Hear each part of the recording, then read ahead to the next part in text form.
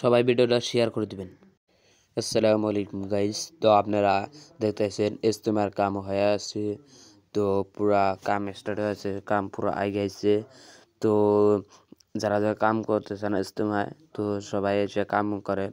তো মানুষের মেলা, মানুষের প্রয়োজন। তো একটা তাম্বুরা টানা হয়েছে। তো তাম্বুরা কি বড় বানা একটা ঘর উইলই।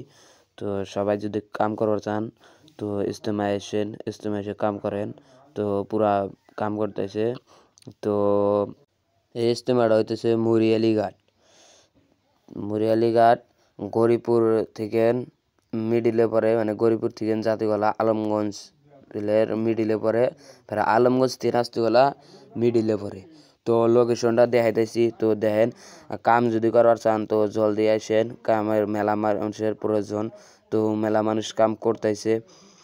তো আমি হয়েছিলাম, ঘুরে টুরে গেলাম, সেই ভালো জায়গা। তো মেলা বিশাল ফিল্ড। তো সবাই কাম যদি করবার চান সবাই আসেন।